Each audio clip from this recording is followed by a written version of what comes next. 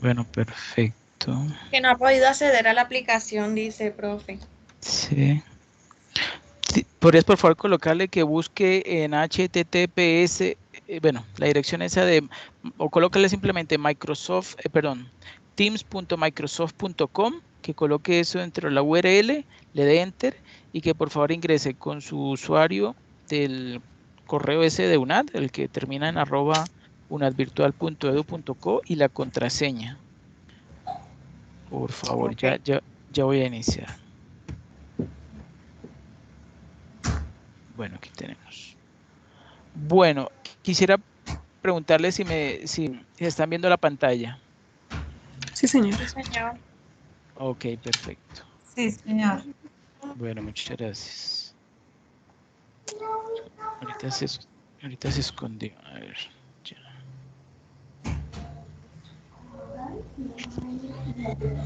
Más rápido porque hay muchas cosas que Ok. Bueno, ahora sí vamos a iniciar.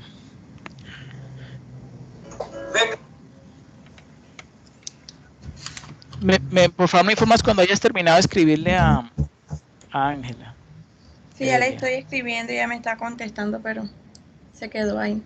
Se quedó ahí. Bueno, vamos a iniciar, tranquila. Ella seguramente ahora más tarde se conecta. Bueno, Ok. muchísimas gracias a ustedes por su paciencia. Vamos a iniciar entonces este tercer CIPAS del curso Planeación y Gestión Presupuestal. Va a ser respecto del paso paso número 4, no número 3. Paso número 3, ejecutar el presupuesto en la organización. Y hoy estamos a 16 de abril, son las 6:26 de la tarde. Bueno, como siempre, yo les hago en esta agenda un pequeño resumen de lo que vamos a ver. Vamos a ver algunos conceptos básicos como presupuesto de capital, composición del presupuesto de capital. Luego vamos a ver una evaluación del presupuesto de capital con bastante detalle de cada una de las cuentas que intervienen. Vamos a hablar un poco sobre la política de inversión. Vamos a hacer una aplicación práctica, igual que en la anterior sesión, en el anterior CIPAS. Vamos a ver el ejercicio desarrollado con unos pequeños cambios en los datos de entrada. Luego vemos unas conclusiones y pues al final resolvemos dudas. Bueno, entonces, estos son los conceptos claves. ¿Qué es un presupuesto de capital? Pues es una herramienta utilizada para la planeación de los gastos y corresponde al documento que recoge en términos monetarios la diferencia entre la previsión futura de inversiones y los recursos financieros previstos para realizarlas. 2. Mencione algunos ejemplos de presupuesto de capital. Pues ahí podemos contar inversión en activos, como por ejemplo maquinaria y equipo, ¿sí? O sea, compra de esos activos, edificios y terrenos, así como la introducción de un nuevo producto o también un nuevo sistema de distribución o un nuevo programa para investigación y desarrollo, entre otros, muchísimos otros más pueden ser. Tercero, ¿cómo se encuentra constituido el presupuesto de capital o PC? Entonces, está constituido por dos presupuestos, el presupuesto de inversiones, que lo vamos a conocer como PI, y el presupuesto de financiación, que lo conocemos como PF. El PI, o sea, el presupuesto de inversión, recoge, ¿sí?, inversiones permanentes de carácter económico, como, por ejemplo, proyectos de renovación, expansión o innovación, ¿sí?, o sea, investigación y desarrollo, o de carácter financiero, como por ejemplo la concesión de un préstamo a largo plazo, atendiendo además las necesidades de financiación del fondo de maniobra necesario y el reemplazo de los capitales permanentes. El PF, o sea, el presupuesto de financiación, recoge por un lado las fuentes de financiación interna, es decir, los recursos generados por la propia empresa, ¿sí? ¿Qué entienden ustedes por esa financiación interna? ¿Qué se les viene a la mente? Sobre todo como para una pyme, una pequeña y mediana empresa. De pronto de remodelación o compra de capital, no sé. Correcto, y eso se ve reflejado en qué cuenta del balance, bueno, del estado de situación financiera. El activo. mm,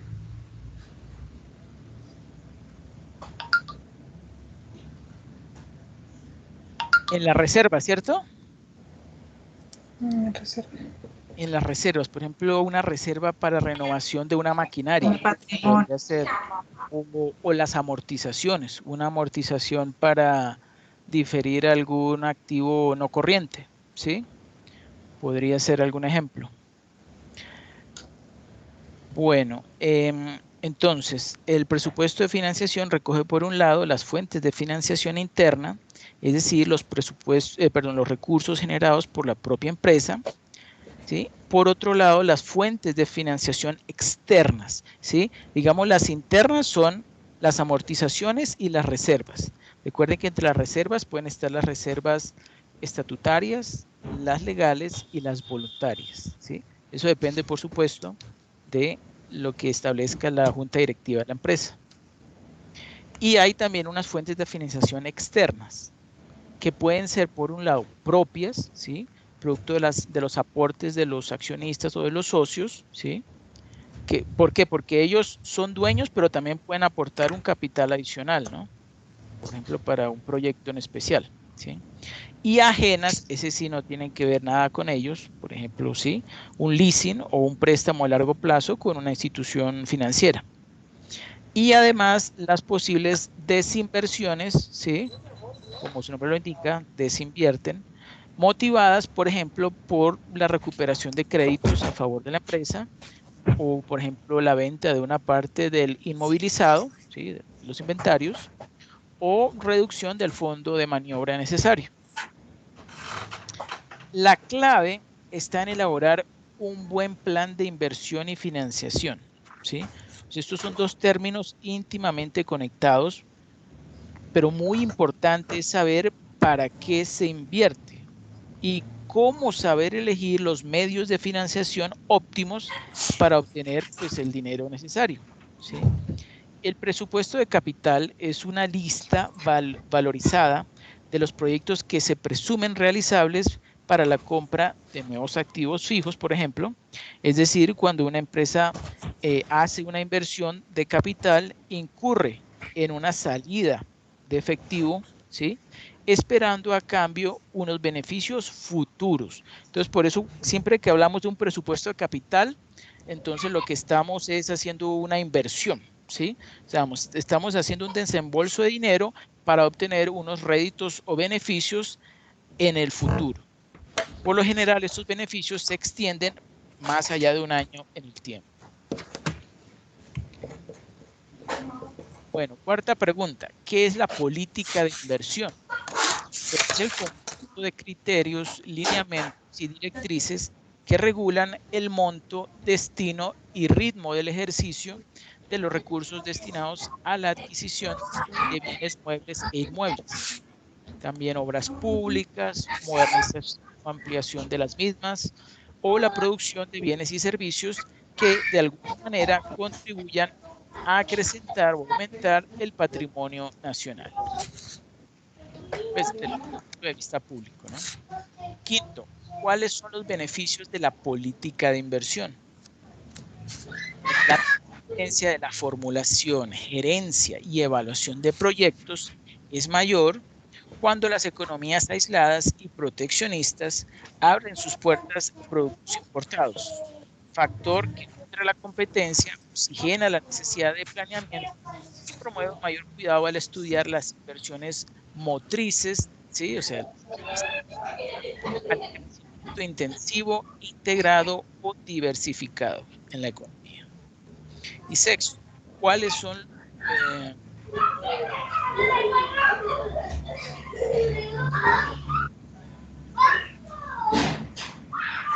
ahora veamos la evaluación del presupuesto de capital? Está conformado entonces por, digamos que en el punto 1, ¿sí? se mira el procedimiento para la evaluación del presupuesto de capital, que incluye esos 3 puntos. Primero es calcular la inversión inicial. El segundo procedimiento es calcular los flujos de caja y el tercero es calcular el valor de recuperación. Voy a explicar cada uno. ¿En qué consiste calcular la inversión inicial? Entonces, la inversión inicial de un proyecto, pues, es el total de recursos que se comprometen en determinado momento para lograr un mayor poder de compra. Es conveniente aclarar que los recursos son los desembolsos en efectivo que exige el proyecto, pues, para empezar a desarrollar su actividad propia. Es decir, a generar los beneficios, pues, para lo que fue concebido. Segundo, calcular los flujos de caja. El concepto empleado para medir el rendimiento de las empresas o de un proyecto es el de utilidad, más el de flujo de efectivo que genera. Y por eso surgen dos preguntas. Ojo, mucha atención. Primera, ¿cuál de los dos conceptos es el aceptado para la evaluación de un proyecto? Y segundo, ¿por qué se le asigna mayor importancia al flujo de efectivo de una empresa para evaluar un proyecto de inversión que a la utilidad? Ojo, el concepto de utilidad depende de la subjetividad de los contadores en cuanto a los ajustes que al final de cada periodo se efectúen en la empresa. Por ejemplo, el monte del ajuste por cuentas incobrables, ¿sí?, esas cuentas que no se van a recuperar, depende de lo que el contador de la empresa determine para los 90 días con cierto método, ¿sí?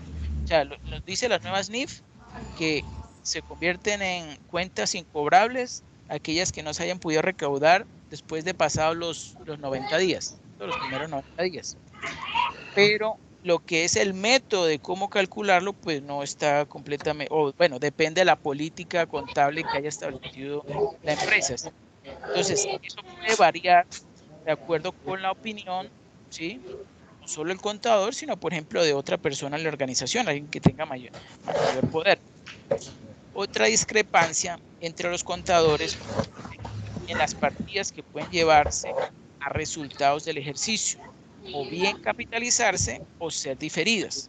Por ejemplo, ciertas mejoras en beneficio de un activo fijo se pueden considerar como gastos del periodo o pueden capitalizarse. Eso depende de cuál haya sido el enfoque o la justificación que haya dado, pues, el contador, el que haya elaborado los estados financieros, para escoger si es un gasto del periodo o si es un CAPEX. Para determinar la utilidad contable no se toman en consideración los costos de oportunidad, sino que son importantes para evaluar un proyecto de inversión. La utilidad contable duplica el efecto de la depreciación, ya que por un lado se carga a los ingresos deduciéndolos para determinar la utilidad gravable. Aunque ello no implica un desembolso en efectivo, por el otro lado, el ahorro en efectivo que genera la depreciación por su efecto fiscal, pues ese sí se nota, ¿cierto? Es porque estaría haciendo un menor desembolso. Tercero, calcular el valor de recuperación. Entonces, después de analizar los flujos de caja para medir el valor de una empresa, por ejemplo, nos vemos en la necesidad de recurrir a herramientas que reflejen el verdadero valor de la compañía. ¿Qué podemos utilizar? Como es el valor agregado de mercado, MBA, Market Value Added, ¿sí?, o el valor económico agregado, ¿sí?, Economic Value Added. Ellos dan cuenta del verdadero valor de las empresas desde el punto de vista del mercado, ¿sí?, de los precios de mercado, y según sus actividades que éstas agreguen o que reduzcan valor en la organización. Ahora veamos el punto número B, que son técnicas de evaluación del presupuesto de capital. PRA significa periodo de recuperación ajustado. ¿Usted ya vio antes este indicador financiero, este criterio de evaluación? ¿En algún curso previo a este? ¿Me escuchan? Sí, señor. No, profe, no. ¿No lo han escuchado? Bueno, este es un indicador que nos permite determinar en forma sencilla ¿sí? ¿Cuál va a ser el tiempo que se demora la empresa en recuperar la inversión que hizo en un proyecto determinado? Y es ajustado porque le vamos a incluir lo que es el valor del dinero en el tiempo. Normalmente el indicador que utilizamos antes era simplemente periodo de recuperación, pero entonces al agregarle ese ajustado, entonces le vamos a dar como, va a tener como un carácter de mayor trascendencia porque va a tener en cuenta el valor del dinero en el tiempo y por supuesto al hacer este ajuste, pues nos va a mostrar como un valor más, bueno, más bien un lapso de tiempo más realista de cuánto se demoraría en recuperar la inversión, el inversionista pues que haya invertido en un determinado proyecto. Otra técnica muy importante que ustedes ya conocen es el FCD o flujo de caja descontado. ¿Alguien por favor me podría por favor indicar en qué consiste esta técnica de evaluación? No, profe, la verdad, yo sí no lo sé muy bien. ¿No lo habían escuchado? No, no, yo no. Bueno, el flujo de caja descontado es un método que se utiliza principalmente para dos funciones. Una es para valorar las empresas, ¿sí? ¿Y por qué es tan importante y tan conocido? Porque es que una empresa vale, o sí, el valor de una empresa depende de la capacidad que tenga de generar riqueza, ¿sí? De generar beneficios. Entonces, cuando yo tomo mi flujo de caja libre y cojo los ingresos y los llevo al momento inicial, al momento cero o periodo cero, a una tasa de descuento y las salidas de dinero, las salidas de dinero me las traigo al momento cero, los egresos, y los ingresos los llevo al final, al momento, digamos, al periodo de vida útil del proyecto, ¿sí? Me lo llevo al final a una tasa de reinversión, podríamos llamarlo una tasa, un costo de oportunidad o una tasa de reinversión diferente a, podemos llamarlo más bien una TEMAR, una tasa mínima aceptable de rendimiento, ¿sí? Es decir, un rendimiento que, por ejemplo, no el proyecto, sino el inversionista podría obtener si invirtiera su dinero en una inversión, digamos que conocida, manejable, como podría ser, por ejemplo, la operación de la empresa que en ese momento él esté, por decir algo, administrando. Se podríamos tomarlo como un punto de comparación, la TEMAR, y a esa tasa entonces vamos a llevar, ¿sí? al momento futuro esos ingresos de dinero, y al aplicar la técnica de valor presente neto, recuerden ustedes que valor presente neto es un criterio de evaluación donde solamente, pues para que nos den un único resultado correcto, ¿sí? O un único resultado, bueno, luego se determinará si es el correcto o no, ¿sí? Pero nos va a arrojar un solo resultado, puesto que va a haber un solo cambio de signo, porque recuerden que en las inversiones, pues en el momento inicial es una salida de dinero y en el momento futuro, en los periodos siguientes, van a haber unos flujos netos de efectivo que pueden ser, dependiendo de lo que se haya proyectado, ¿sí? En los flujos de caja, pues pueden ser esos flujos netos pueden ser positivos o negativos. Pero si nosotros todos lo hacemos simplemente que haya un solo cambio de signo, vamos a obtener un solo resultado y vamos a utilizar como herramienta el flujo de caja libre, ¿sí? Que es similar a un flujo de caja, pero le hemos descontado el factor de unos pequeños cambios en cuanto a la forma de financiar ciertas partidas, ciertas cuentas, y nos va a permitir conocer realmente cuánto es lo que está recibiendo, lo que está generando el proyecto, sin importar la fuente de financiación, que como sabemos las fuentes de financiación de cualquier empresa pueden ser a través de deuda o a través de el financiamiento interno que lo conocemos como el patrimonio, ¿sí? Y también se utiliza el flujo de caja descontado para valorar las acciones.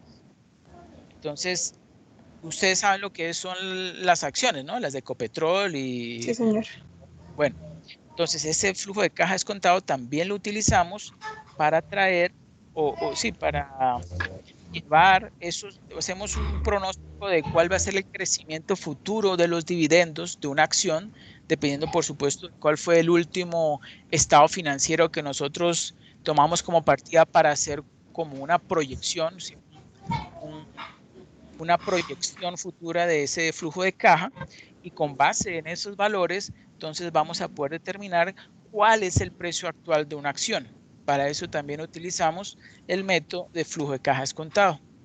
El valor presente neto, pronto lo mencioné anteriormente, también es un método para valorar empresas y para valorar proyectos, que como su nombre lo dice, nos va a mostrar cuál es, en términos monetarios, ¿sí?, el dinero que va a generar un proyecto, una empresa, ¿sí?, después de cubrir todo el monto de la inversión e incluso después de cubrir ese rendimiento mínimo exigido por el inversionista, que es lo que conocemos como tasa de descuento o tasa mínima aceptable de rendimiento, ¿sí?, utilizando la ley de valor del dinero en el tiempo y de equivalencia financiera. Entonces vamos a llevar algo así como temporalmente esos valores, esos flujos netos que pueden ser positivos o negativos en cada uno de los momentos en que se van a recibir al momento cero, y ese flujo neto efectivo le restamos el inicial que se hizo pues para incurrir en ese proyecto, y esa diferencia en términos monetarios sería el beneficio o valor presente neto de un proyecto, que como pues lo acabo de mencionar, va a significar que si es un resultado por encima de cero, pues ya es bueno y es viable que se lleve a cabo porque va a generar un beneficio. Todo esto es desde el punto de vista privado, ¿no?, de inversión privada. No estamos tocando el tema de proyectos de inversión pública o social, sino exclusivamente proyectos de inversión privada. Lo que le interesa es conocer tanto el rendimiento del inversionista como el rendimiento del proyecto por sí solo, ¿sí?, aunque también se puede calcular el rendimiento, ¿sí?, bueno, para el proyecto, teniendo en cuenta las dos fuentes de financiamiento que son deuda y patrimonio. ¿Y eso de qué va a depender? Pues del flujo, del tipo de flujo de caja que se utilice. Si queremos conocer el rendimiento del proyecto, vamos a utilizar el flujo de caja libre. Y si queremos conocer el rendimiento del inversionista, pues vamos a utilizar el flujo de caja del inversionista. ¿Ok? Y la TIR, que es la tasa interna de rendimiento, como su nombre lo dice, es el rendimiento aproximado, podemos decirlo como promedio, ¿sí?, que va a obtener un proyecto en donde es el rendimiento mínimo en el que la suma de los flujos netos de efectivo se iguala con el valor de la inversión inicial, haciendo que el valor presente neto de ese proyecto sea igual a cero, ¿sí? Y la TIR-M es tasa interna de retorno, pero modificada. ¿Por qué modificada? Porque una de los inconvenientes, pero eso ya es desde diseño de la TIR, es que él parte del supuesto de que todos los flujos netos de efectivo que se están llevando en términos temporales, momento inicial o cero, están ganando el mismo rendimiento que el proyecto, pero eso en la vida real no es cierto. Muchas veces esa tasa de descuento que utilizamos, la tasa de descuento que utiliza el inversionista, por ejemplo, para traer los flujos netos de efectivo hacia el momento inicial o cero, ¿sí?, es diferente a lo que podría él hacer, o mejor dicho, el rendimiento que él podría obtener si, por ejemplo, dispusiera esos recursos en, como dije anteriormente, un proyecto que le garantizara un rendimiento, por decir algo, de un 5%, mientras que la tasa de descuento posiblemente sea un porcentaje mayor. o puede que sea un porcentaje menor. Entonces eso va a este indicador de TIR modificada, pues va a permitir tener en cuenta la existencia de dos tasas de descuento. Bueno, dos tasas, una que es de reinversión y otra que sí es de descuento. ¿Sí? Bueno, de todos modos, estoy seguro que en el curso de diseño y evaluación de proyectos se va a hacer una profundización en estos indicadores, lo van a poder ver ya con números, con cifras y con estados financieros, pero pues para que ustedes tengan una idea de qué se trata. Bueno, ahora veamos el cuadro de color amarillo, que corresponde al presupuesto para los desembolsos capitalizables y su relación con los flujos de efectivo. Ahí tenemos los tipos de flujo de efectivo. Entonces, los patrones para flujo de caja relacionados con proyectos de desembolsos capitalizables se pueden clasificar como convencionales o no convencionales. Los desembolsos capitalizables son erogaciones que generan beneficios en un periodo mayor a un año. Ahora bien, los flujos de caja convencionales, esos son un patrón de flujo de caja que consiste en un desembolso inicial seguido de una serie de entradas de efectivo. Esta norma está relacionada con muchas clases de desembolsos capitalizables, como por ejemplo, ¿sí?, una empresa puede gastar cierta cantidad X de dinero hoy y prever el resultado de una cantidad Y de entradas de dinero al final de cada año para un determinado número de años. Sería uno convencional. O es el que nosotros, los flujos de caja convencionales son como los proyectos convencionales, donde hay una sola salida de dinero y los demás periodos son entradas de dinero, son flujos positivos de dinero. ¿Sí? Es el convencional. Ahora, hay también flujos de caja no convencionales. ¿Sí? O sea, es un patrón de flujo un patrón de flujo no convencional es aquel en el cual un desembolso inicial no va seguido de una serie de entradas, sino que pueden ser entradas o salidas. ¿Sí? Un tipo común de patrón de flujo de caja no convencional es, por ejemplo, la compra de un activo que genera entradas de efectivo para un periodo de años, se repara, por ejemplo, y luego genera una salida de dinero, pues en ese periodo en que se estaba haciendo el mantenimiento y luego posteriormente vuelve a producir entradas de dinero, ¿sí? Ganancias. También tenemos la inversión neta. El término de inversión neta es en este caso se refiere al flujo de caja pertinente que debe considerarse al evaluar un desembolso capitalizable en perspectiva. Se calcula totalizando todas las salidas y entradas de dinero que ocurren en el momento del desembolso para obtener el gasto. Las variables básicas que deben tenerse en cuenta para determinar la inversión neta relacionada con un proyecto son el costo del nuevo proyecto, como lo vemos allí, ¿sí? Costo del nuevo proyecto, los costos de instalación, los rendimientos en la venta de activos y los impuestos que se ocasionen en la venta. Bueno, no lo vamos ahorita, pero aquí abajo ya les muestro esos son como las partidas o las cuentas dentro del costo del nuevo proyecto. ¿Sí? Entonces, ¿a qué se refiere el costo de nuevos proyectos? El costo de un proyecto nuevo es la erogación necesaria, ¿sí? Donde normalmente la empresa se ocupa de la adquisición de un activo fijo por el cual se paga un precio, cantidad de dinero, si no se está reemplazando un medio físico existente y no hay costos de instalación. El precio de compra del activo es igual a la inversión neta. Comentario. Debe analizarse muy cuidadosamente cada decisión de desembolso capitalizable para asegurarse de que los costos de instalación no se hayan pasado por alto. Ahora veamos la segunda cuenta, que son costos de instalación, que como vemos aquí están sumando. ¿Sí? Los costos de instalación son todos los costos adicionales en que incurre la empresa para poner una máquina en operación.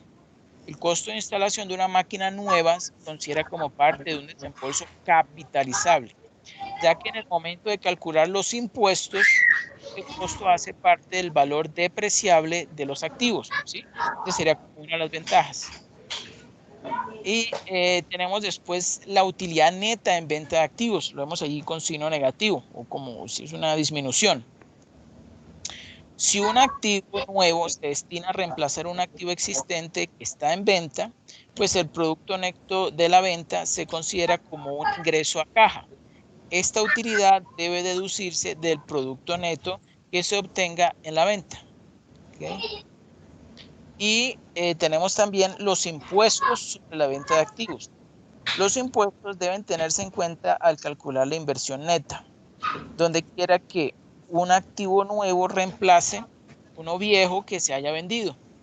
El producto neto en la venta de un activo está sujeto a impuestos. Se pueden presentar los siguientes casos en la realización del impuesto. Uno, que el activo se venda por mayor valor que el de su precio de compra, ¿sí? O que el activo se venda por un mayor valor en libros, pero menor que el valor de compra. También puede ser que el activo se venda por su valor en libros, ¿sí? O que el activo se venda por menor valor que el libro. En cada uno de los países, ¿sí? Cada una de nuestras economías, el tratamiento contable es diferente para cada uno de estos casos. Por eso es importante investigar sobre esos aspectos, pues, en cada una de esas economías o países. Y esa diferencia entre el costos de proyectos nuevos, los costos de instalación, le restamos la utilidad neta en la venta de activos y le sumamos o restamos dependiendo los impuestos sobre la venta de activos, pues obtenemos la inversión neta. ¿Y qué más tenemos? Pues las técnicas para evaluar el riesgo en el presupuesto de capital. ¿Sí? Ahí tenemos las estrategias para diversificar el riesgo en los proyectos son muy variadas y forman una parte fundamental para incrementar el rendimiento a un nivel dado de riesgo. Los flujos de caja relacionados con proyectos de presupuesto de capital son flujos de caja futuros. Es por eso que la comprensión del riesgo es de gran importancia para tomar decisiones adecuadas acerca del presupuesto de capital. Por eso siempre que hagamos un presupuesto de capital tenemos que tomar en consideración el factor riesgo. La mayoría de estudios del presupuesto... Perdón, tutor, una pregunta. Diga.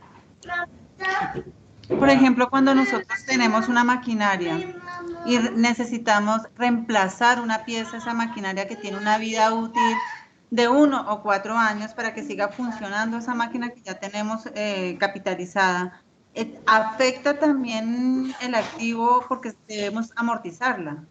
Esa es mi pregunta. Sí, sí, correcto. O sea, toca amortizarla. Sí, o sea, también es un ejemplo. Al amortizarla, entonces, ¿también capitalizo? Sí, sí. Ok. Sí, señora. Bueno, entonces seguimos. La mayoría de estudios del presupuesto de capital se centran en los problemas de cálculo, análisis e interpretación del riesgo. ¿Sí? Lo que se pretende es explicar las técnicas fundamentales que se utilizan para evaluar el riesgo en el presupuesto de capital. Y entre esos métodos más utilizados están los que vemos aquí: el sistema subjetivo, el sistema de los valores esperados, los sistemas estadísticos, las simulaciones o simulación y las tasas de descuento ajustadas al riesgo. ¿Sí? ¿Qué entendemos por sistema subjetivo? El sistema subjetivo para el ajuste del riesgo implica el cálculo del valor presente neto de un proyecto para tomar enseguida la decisión de presupuesto de capital con base en la evaluación subjetiva de quien toma las decisiones acerca del riesgo del proyecto a través del rendimiento calculado. Los proyectos que tengan unos valores presentes netos similares, pero que se cree que tienen diferentes grados de riesgo, pues pueden seleccionarse fácilmente, mientras que los proyectos que muestren valores presentes netos diferentes, con muchos más, pues son mucho más difíciles de seleccionar, ¿sí? Eso se ve con más detalle en lo que es ingeniería financiera, cuando se van a evaluar o se van a seleccionar proyectos, sobre todo cuando hay unos presupuestos que son limitados, o sea, los proyectos son excluyentes. Entonces ahí se puede utilizar algo que se llama el análisis, análisis marginal, lo conozco yo, pero también tiene otro término, donde yo puedo comparar dos proyectos, ¿sí? Y calculo el valor presente de cada uno, simplemente restándole a uno, a un proyecto le resto el otro, y puedo determinar entre esos dos proyectos cuál me va a arrojar un mayor rendimiento. Y por supuesto, como dije anteriormente, si son excluyentes, pues elijo ese solo, ese únicamente. Ahora, si los proyectos no son excluyentes, sino incluyentes, si tengo suficiente capital para invertir en ambos proyectos, pues no hay ningún inconveniente. Con tal de que cumplan los criterios mínimos de aceptación, que en el caso del valor presente neto es que esté por encima de cero, que dé un rendimiento, un valor monetario por encima de cero, y en la TIR, en la TIR se me olvidaba comentarles, para yo determinar si un proyecto con base en la TIR debe ser aceptado o no, tengo que restarle al porcentaje arrojado por la TIR, ¿sí? Le tengo que restar la TMAR o tasa de descuento. Y esa diferencia que lo podemos denominar el rendimiento neto, ese rendimiento neto es el que realmente se va a conseguir en términos porcentuales, o sea, en términos relativos, con la inversión en un proyecto. ¿Okay? Bueno, ahora veamos el sistema de los valores esperados. Este sistema implica una utilización de estimativos de diferentes resultados posibles y las probabilidades combinadas de que estos se presenten para obtener el valor esperado de rendimiento.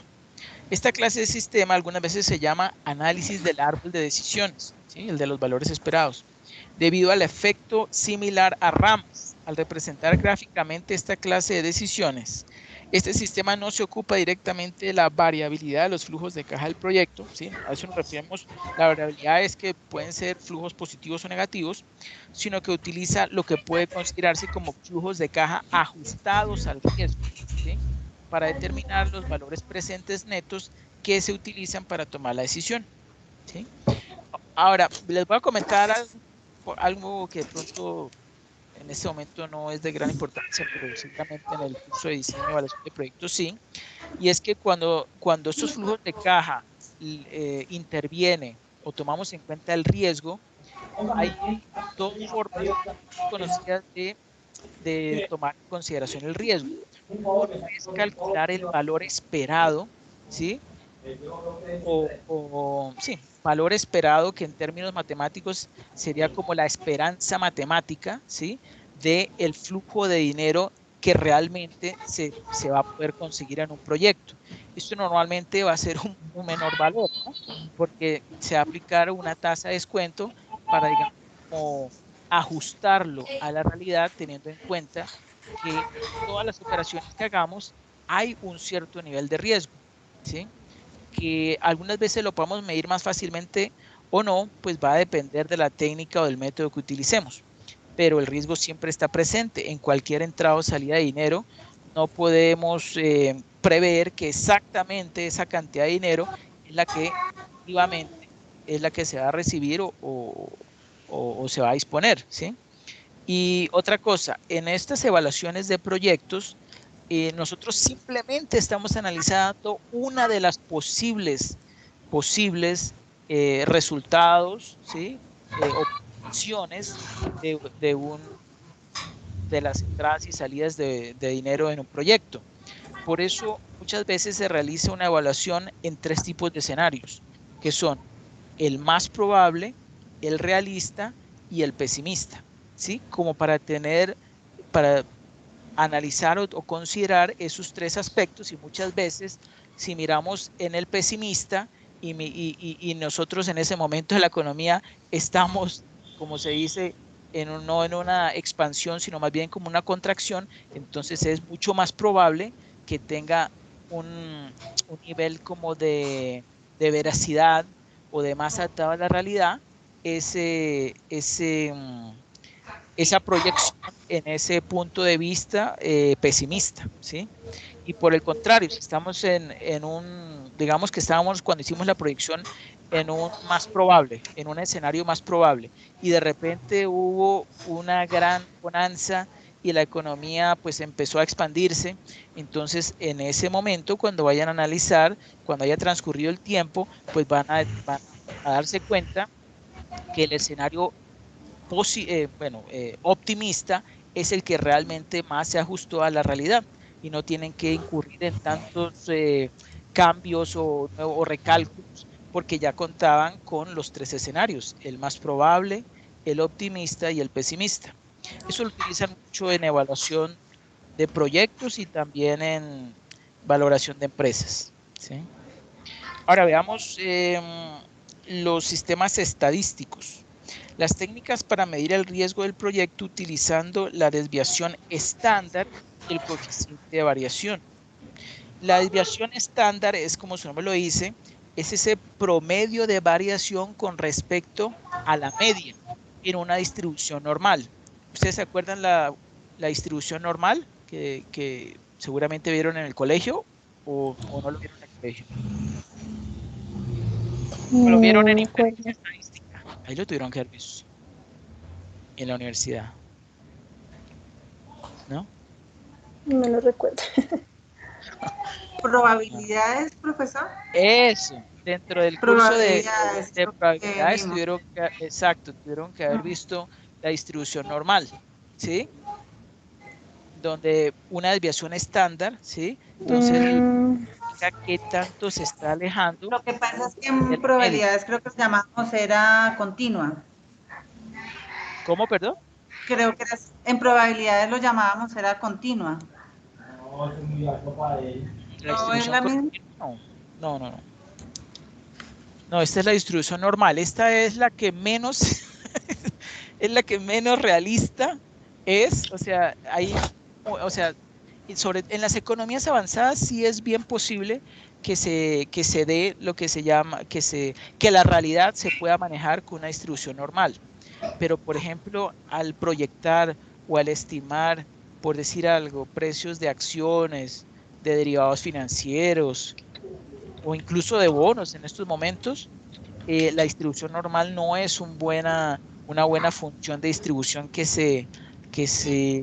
permita pues como reflejar la realidad debido a esa gran variabilidad que hay en los eventos que pueden, ¿sí?, perjudicar o en otros casos, pues ayudar a generar un mayor valor para un determinado, ¿sí?, instrumento financiero. Entonces, bueno, eso ustedes verán que hay diferentes distribuciones de probabilidad, pero la llamamos normal o se llama distribución normal porque es la que es más fácil de calcular en términos matemáticos y que en cierta forma fácilmente lo podemos comprender y analizar, pero cuando lo vamos a aplicar a la realidad, en muy pocas ocasiones se ajusta o refleja esa realidad que indica en términos, ¿sí?, en términos probabilísticos esa distribución, esa media y esa desviación estándar, que es lo que son como el primer y el segundo momento que muestra una función de distribución. Hay dos tipos, hay continuas y hay las que son uno por uno, las determinísticas, ¿sí? Bueno, eso seguramente lo van a ver un poco más adelante. Bueno, ahora seguimos. En este sistemas estadísticos se realiza un estudio de la correlación entre proyectos. ¿Ustedes saben qué es la correlación? mm, Correlación, digamos, entre dos variables, X y Y.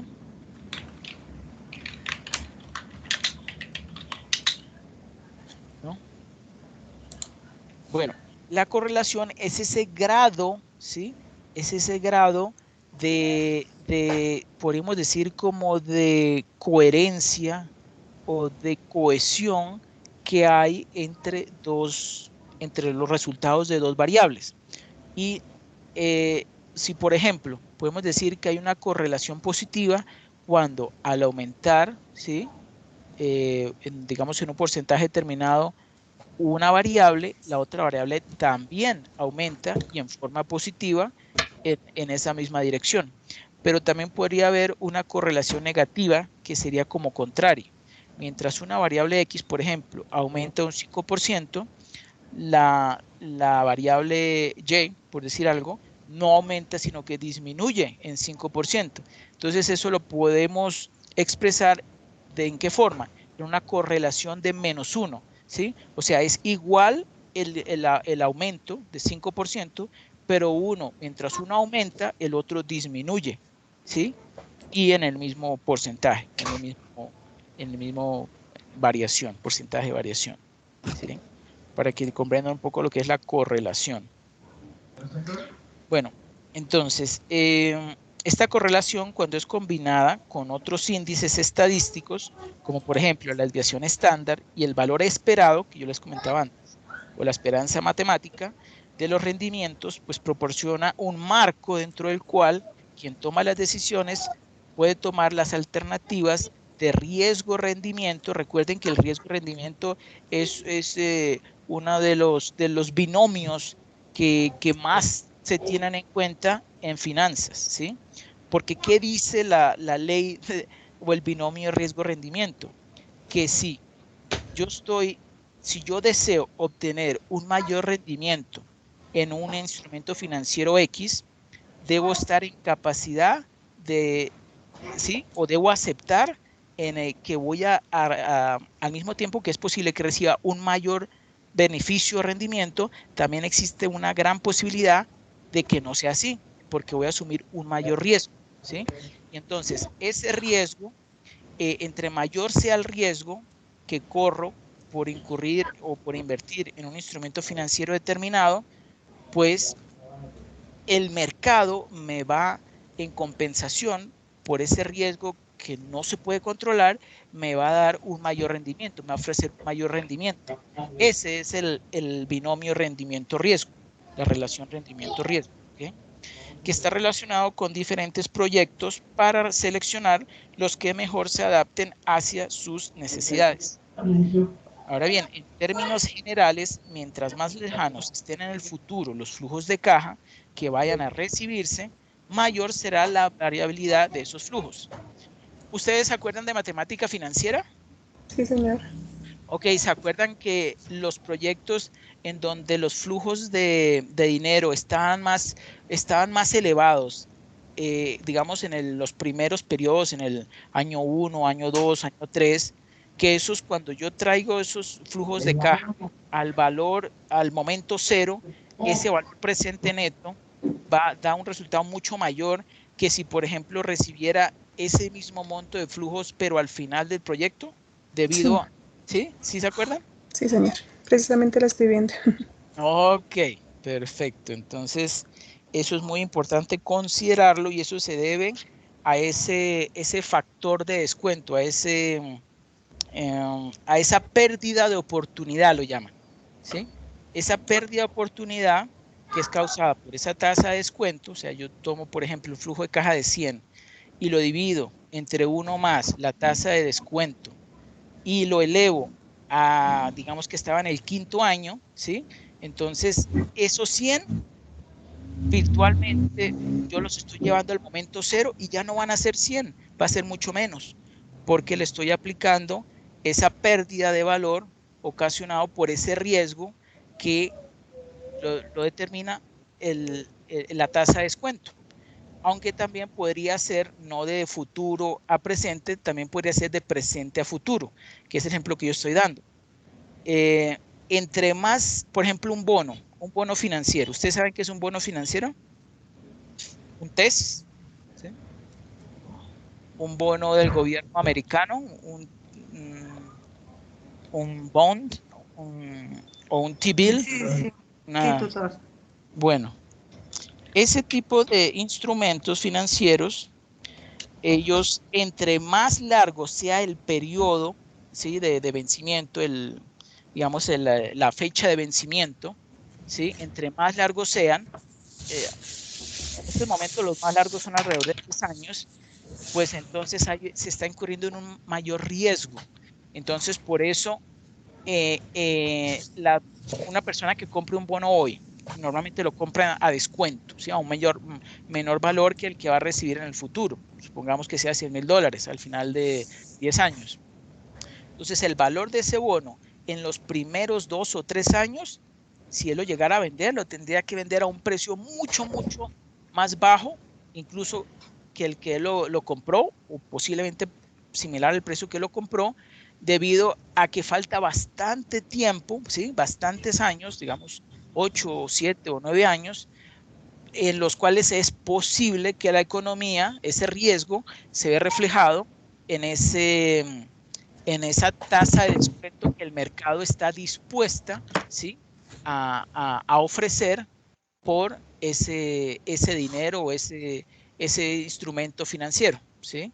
Entonces, como vemos, el riesgo va a afectar la valoración de los instrumentos financieros, y entre más largo sea el plazo, pues va a haber un mayor riesgo, y yo al hacer esa conversión, al traer ese valor que voy a recibir en el futuro, en este caso el valor del principal o el valor nocional de ese instrumento financiero, lo voy a volver en su valor equivalente al día de hoy, y entre más años haya, va a ser mucho menor el valor hoy en el momento cero. En cambio, si ese mismo instrumento financiero le quedaran simplemente 1 o 2 años para su vencimiento, ahí sí el riesgo es menor.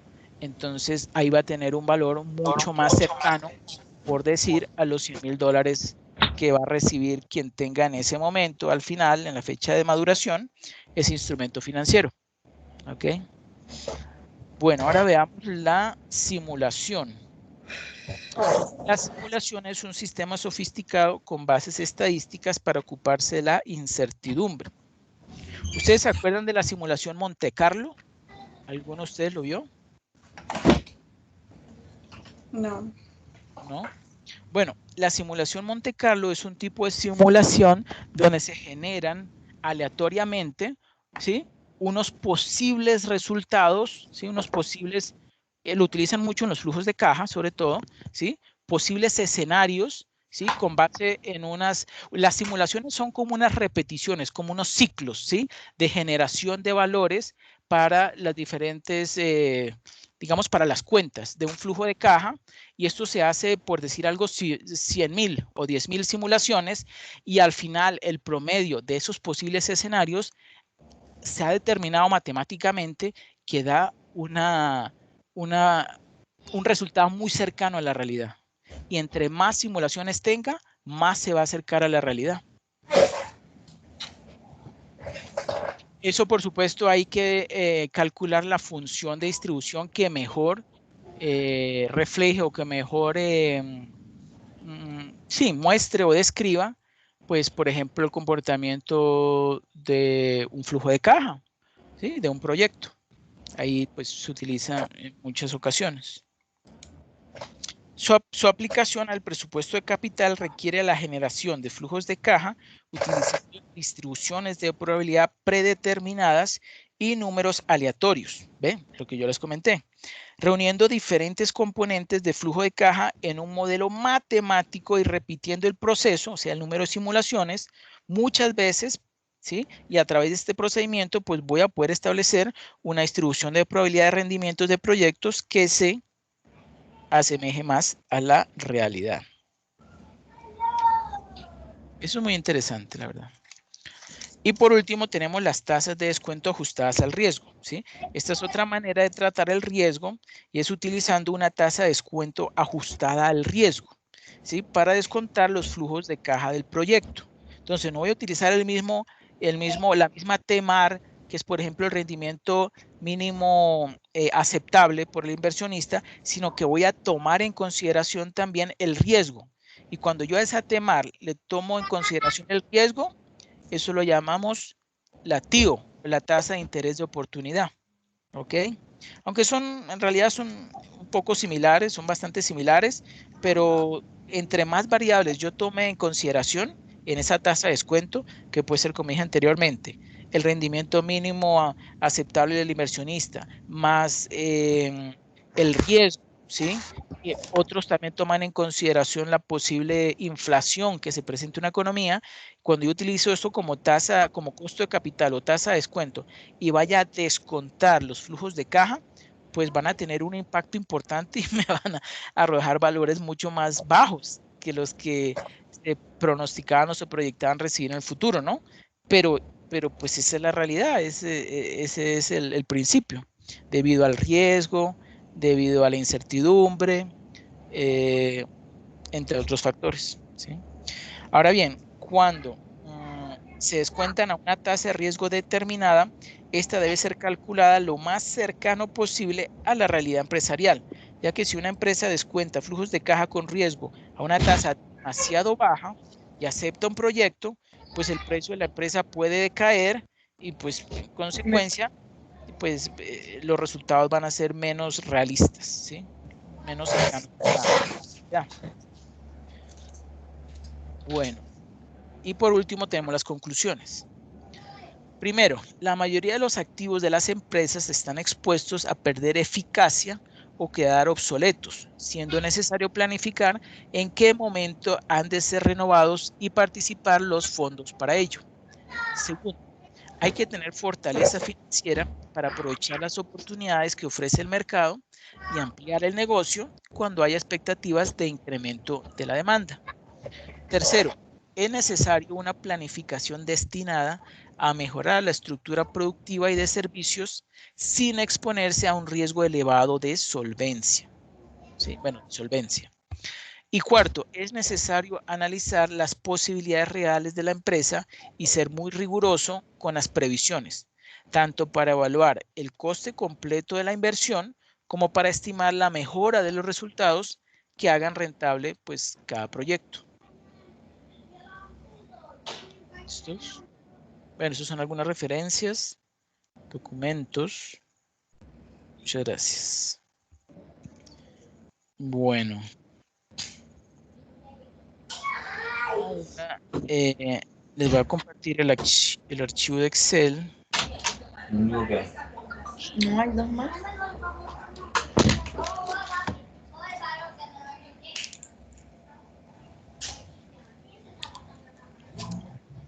¿Quién de ustedes ya empezó a llenar el ejercicio de parte de Delia?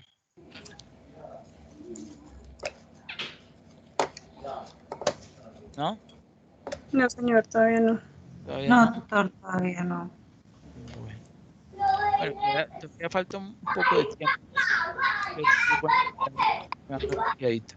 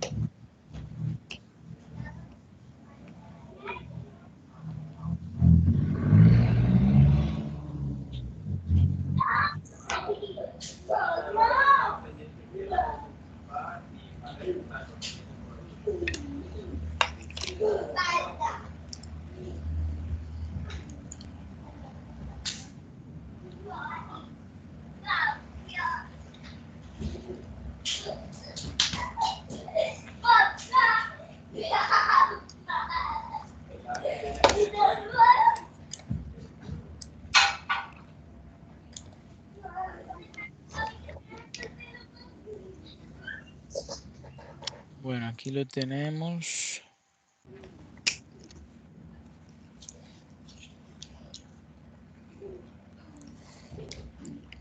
Okay, aquí tenemos entonces el planteamiento del problema. ¿Sí? En esa pestaña que dice problema, pues están los datos. Como los anteriores ejercicios, ¿no? Los datos de entrada. Entonces, en este caso es una compañía que se llama Nuevo Milenio S.A. Esto es un ejercicio de presupuesto de capital. Esto corresponde a la unidad número 3, que es gestión presupuestal. El proyecto tiene un horizonte de vida, ¿sí? De 4 años. Ahí tenemos entonces la información de mercado, ¿sí? Estos son los precios unitarios, ¿sí? Los precios de venta del producto, pues no se especifica qué tipo de producto es, pero estos son los precios, ¿sí?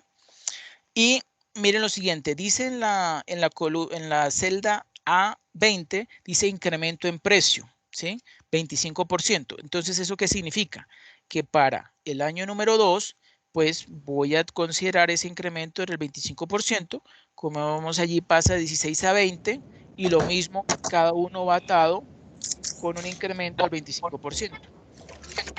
16, empieza en 16, 20, 25, 31,5 y 39,06, ¿sí?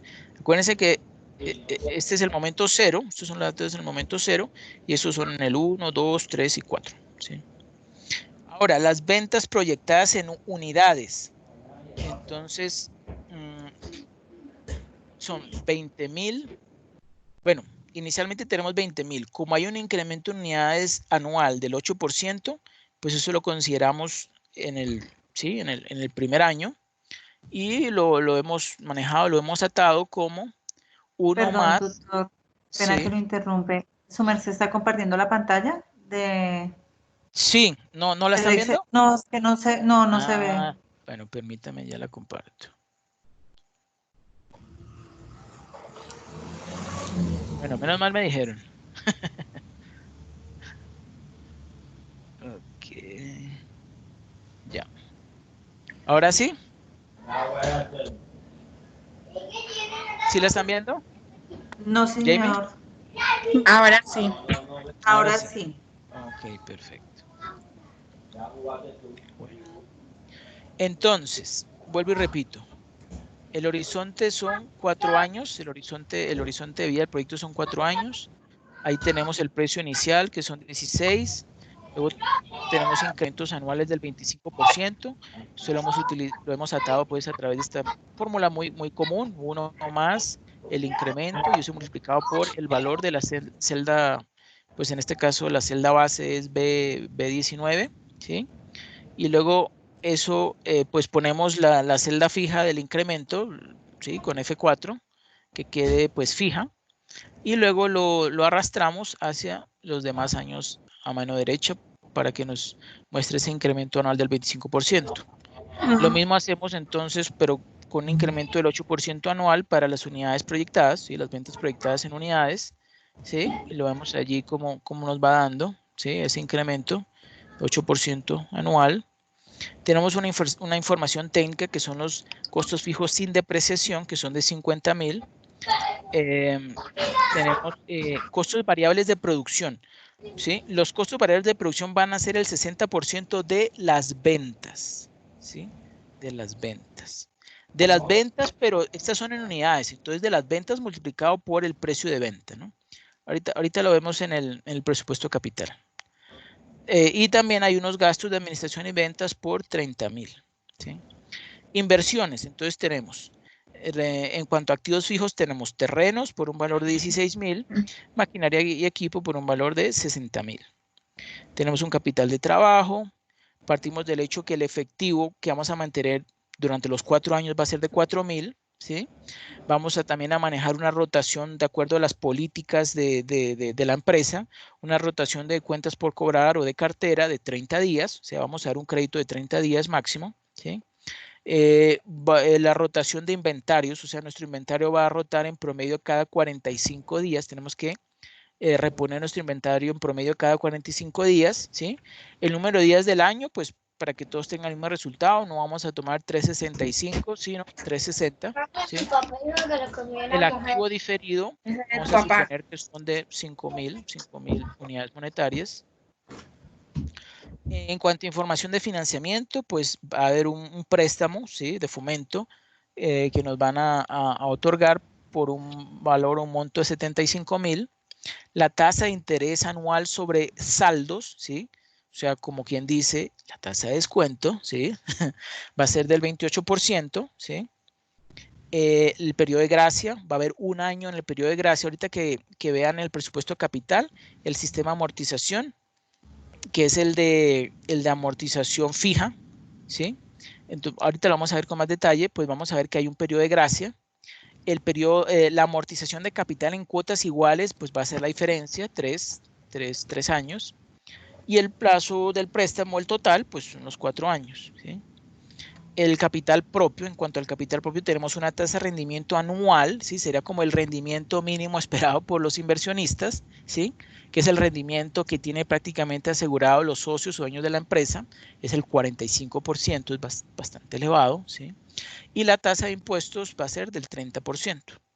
Esto es, por supuesto, en términos, ¿sí?, académicos. Sabemos que pues, la tasa de impuestos está en una escala y bueno, todo eso está incluso por encima del 30 y algo por ciento, etcétera. ¿Cuáles son las abreviaturas? Pues CEAAI es costo efectivo anual antes de impuestos. CEADI es costo efectivo anual después de impuestos. Porcentaje de P es el porcentaje de participación de cada fuente de financiamiento. CEADIP es el costo efectivo anual después de impuestos y ponderado, ¿sí? Y vamos a ver el WODI, que ustedes pronto ya lo habían mencionado, ya lo habían escuchado, que es la utilidad operativa después de impuestos. Un indicador también financiero. ¿Qué se pide? Se piden 9 puntos. Cálculo del servicio a la deuda, proyección del estado de resultados bajo NIF, cálculo de la inversión inicial, cálculo del costo capital ponderado, cálculo de la inversión marginal en capital de trabajo, flujo de caja del proyecto y rendimiento del proyecto, flujo de caja del inversionista y su rendimiento, y el presupuesto efectivo y el estado de situación financiera o anteriormente balance general proyectado bajo NIF. Entonces aquí empezamos.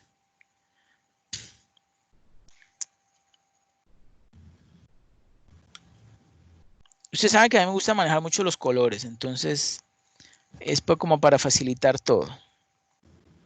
Entonces ahí tenemos ese cuadro, ¿sí? Ay, perdón. Ese cuadro. Yo lo coloqué en amarillo esto para que ustedes sepan. Y lo leo. Sistema de amortización utilizado es el método alemán o amortización fija de capital, que lo vemos aquí en color azul, ¿sí? La amortización de capital, vamos a suponer que durante los 3 años es de 25,000, ¿sí? O sea, tomamos los 75,000 y lo dividimos entre los 3 años que nos decía aquí el planteamiento del problema, ¿sí? Decían que era 3 años con valores iguales aquí. Dice, amortización de capital en cuotas iguales 3. Entonces, pues, ahí lo hemos tenido en cuenta que son 3, ¿sí? Ahora bien, esta tabla de amortización, ¿cómo la hemos elaborado? Ahí sí, hay algunas personas que colocan también otra columna extra que es la de saldo inicial. En este caso no hace falta. Y ahí tampoco está cuota, profe, qué pena contigo. Porque ¿Cómo? está préstamo, está el interés, amortización, pero no veo la de cuota. Ah, porque no es absolutamente necesario. ¿Cómo sale la cuota?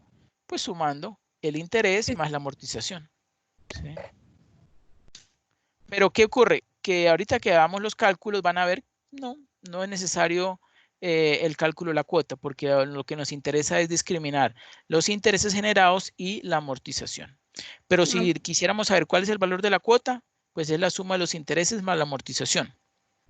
Por eso es que en el sistema de amortización fija de capital, el valor de las cuotas es variable, ¿sí? Es variable. Al comienzo, por decir algo, en el año 2 va a ser de 46 millones. En el año 3 va a ser de 39 millones. Y en el año 4 va a ser de tan solo 32 millones, ¿sí? ¿Cuál es el beneficio o la ganancia? Pues que vamos a pagar menos intereses utilizando este método de amortización amortización fija de capital. Y como vemos aquí, el primer año, ¿sí?, es de periodo de gracia, entonces no se hace amortización de capital, aunque sí se generan intereses, ¿sí? Pero al no haber amortización de capital, pues el saldo final siguen siendo los mismos 75,000, ¿sí? Eso sería como lo no tan bueno de ese sistema de amortización. Ahora veamos la proyección del estado de resultados bajo NIF. Entonces, como les dije anteriormente, las ventas las calculamos pues multiplicando el precio unitario por la cantidad de las unidades proyectadas de ventas, ¿sí?, para cada uno de los años, ¿sí? Los costos variables de producción, pues tomamos el valor de las ventas y multiplicamos por el 60%. Quieren, lo podemos ver acá. para que ustedes vean las relaciones, ¿sí? Y este es el del 60%, el B27. Lo revisamos acá. Que vendría siendo este, el B27, ¿sí? El 60%.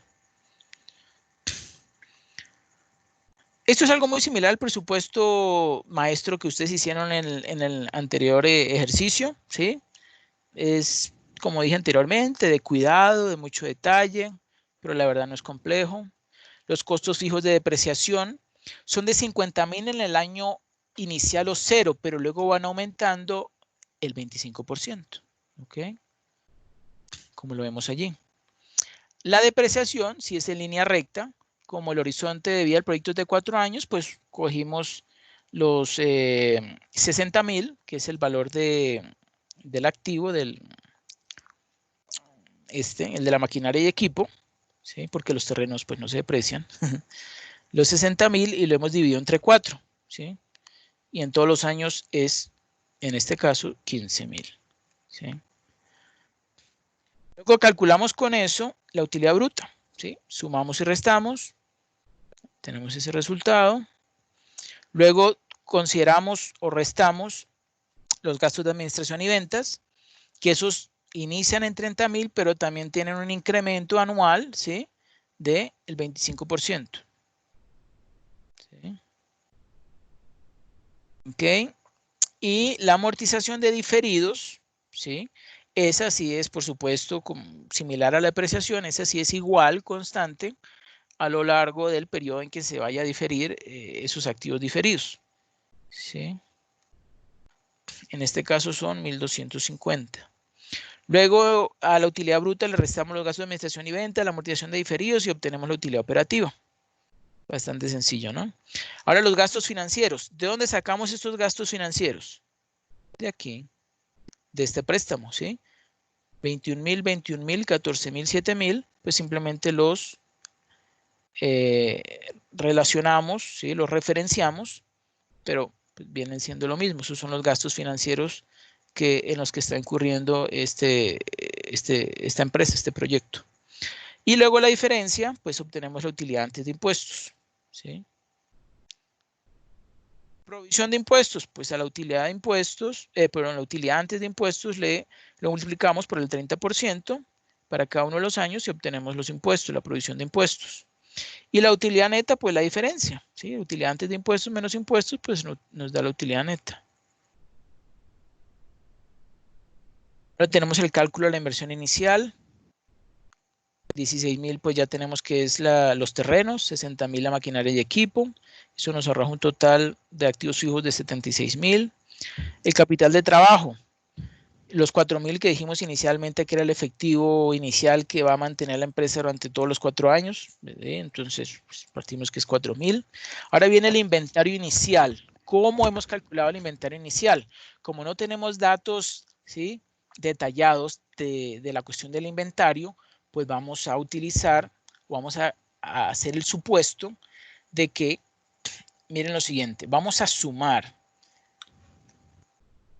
estos que están de color naranja, los costos variables de producción, los costos fijos de depreciación y la depreciación, y lo vamos a dividir entre 360, ¿sí? Y lo vamos a multiplicar por el B39. O sea, ya lo revisamos. Ese es este. Lo vamos a dividir entre el B40, que es el número de días que vamos a partir que tiene el año, que son 360, y lo vamos a multiplicar por el número de rotación de inventario en días, que son 45 días. Entonces, con esa fórmula vamos a determinar o hallar el inventario inicial. ¿Ok? Entonces, si a ese inventario inicial le sumo el efectivo mínimo requerido, pues obtengo mi capital de trabajo, que en este caso es 42,125. ¿Sí? La inversión diferida, pues la obtenemos de los activos diferidos, ¿sí? Y ese es un valor que nos suministraron aquí en el problema, que sería los 5,000. ¿Sí? Bueno, Y sumando esas tres casillas, pues obtenemos el total de la inversión que se va a requerir, que son 123.125. ¿Sí? Ahora, ¿cómo lo separamos dentro del cálculo del costo de capital ponderado? Porque con estos valores vamos a calcular el WACC. ¿Ustedes saben qué es el WACC? No, señor. Es el costo promedio ponderado de capital. Pero bueno, me dirán, ¿pero por qué empieza por W? Sí. Porque en inglés es weighted o ponderado, weighted average capital cost, ¿sí? Que traduce en español, costo promedio ponderado de capital. Entonces, ¿cómo hacemos? Vamos a discriminar entre deuda y patrimonio o aporte de los socios, ¿sí? Entonces, 75,000 ya dijimos que es lo que el préstamo que nos van a otorgar. La diferencia, ¿sí? Los 123.125 menos los 75,000, pues me da 48.125, que sería el aporte de los socios. Luego calculamos el costo efectivo anual antes de impuestos, ¿sí? Ese 28%, recuerdan que yo les dije que era el costo de la deuda, ¿sí? Sí. Entonces, ahí lo vemos reflejado. Y el rendimiento mínimo esperado por los inversionistas o socios es el 45%, ¿sí? Ahora vamos a calcular, el costo efectivo anual después de impuestos. En el caso de los aportes de socios, pues no influye, no cambia para nada. Pero ¿cuál es el beneficio de la deuda? Y por eso es que muchas veces nosotros preferimos pedir un préstamo a financiarnos con los mismos propios de los socios o inversionistas, porque tenemos la ventaja de restarle el impuesto, ¿sí? Por eso entonces al 28%, ¿sí? Lo multiplico por 1 menos la tasa de descuento, la tasa impositiva, ¿sí? Y me da un porcentaje más bajo, es decir, el 19,6%. ¿Ok? Ahora vamos a calcular el porcentaje de participación. ¿Cómo calculamos el porcentaje de participación? Pues cogemos el valor del monto, que en este caso son los 75,000, y lo dividimos entre el total de la inversión, ¿sí? Para ver qué porcentaje corresponde, ¿sí? O sea, esos 75,000 proporcionalmente con respecto al total de la inversión, que son los 123.125, pues corresponden o equivalen al 60,91%. Y por supuesto la diferencia es lo que corresponde a la ponderación del aporte de los socios. Y cuando yo multiplico ese porcentaje de participación por el costo efectivo anual después de impuestos, ¿sí? Esa multiplicación, pues obtengo el costo efectivo anual después de impuestos ponderado, ¿sí? Ahí ya está ponderado. Y si yo sumo esas dos ponderaciones, obtengo el costo de capital o costo promedio ponderado de capital, que se conoce en inglés como WACC. ¿Ok? ¿Hasta ahí alguna pregunta o duda?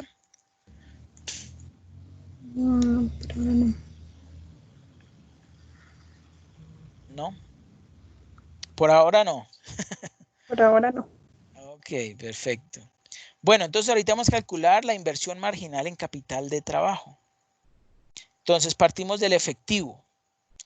Como yo dije anteriormente, 4,000 es el valor que vamos a mantener durante los 4 años, incluso en el momento cero. No es tan importante, pero como para tenerlo en cuenta.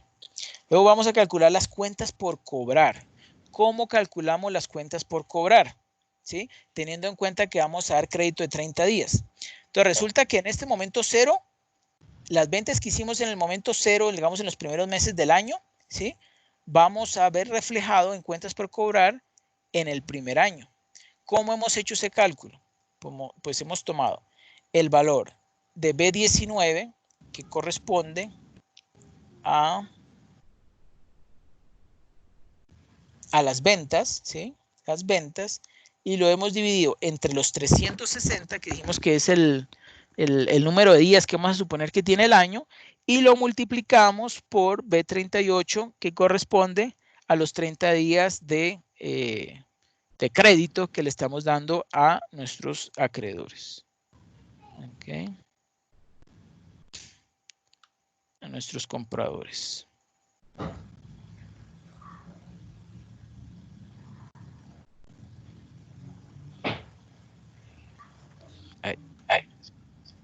Listo.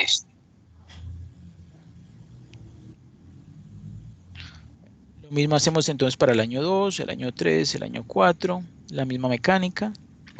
Luego calculamos el inventario. Dice allí, inventario, ver costo de la mercancía vendida. ¿Se acuerdan de este valor de 38.125? Es el mismo que calculamos aquí arriba. Miren. Este, ¿sí? El inventario inicial. ¿Ok?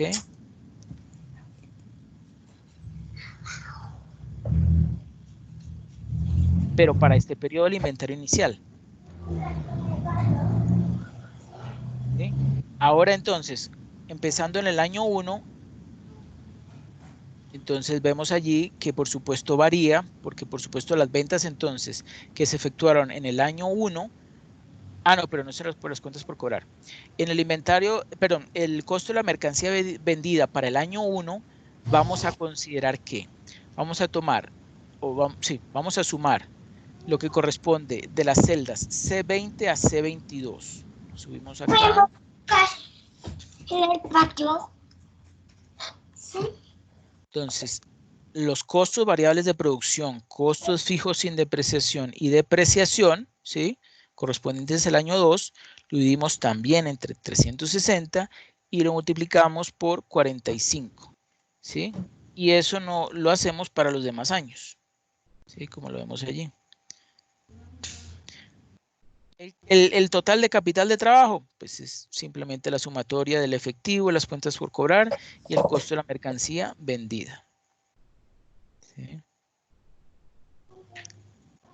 ¿Por qué resalto en amarillo este valor? Porque ahorita lo vamos a necesitar para un cálculo. ¿Sí?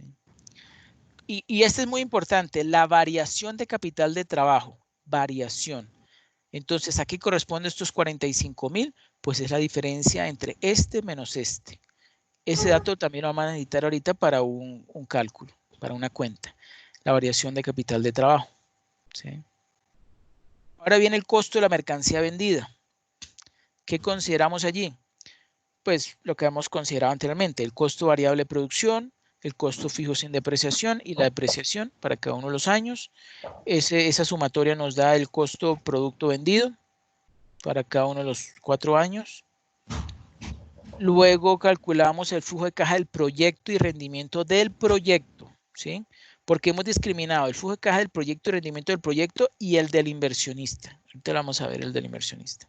Entonces, para el del proyecto consideramos en ese flujo de caja las ventas, costos variables de producción, 60% de las ventas, los costos fijos sin depreciación, son los 50,000, y la depreciación, que son los 15,000. Bueno, lo mismo hacemos con los demás años, los mismos valores, los mismos datos. Con eso obtenemos la utilidad bruta. ¿Sí? Luego calculamos los gastos de administración y ventas, que hemos calculado también anteriormente. Aumentan un 25% cada año y la amortización, si no aumenta, es fija en cada uno de los años. Con eso obtenemos la utilidad operativa. ¿Sí? Calculamos, sacamos el 30% de esa utilidad operativa, obtenemos la provisión de impuestos. ¿Sí?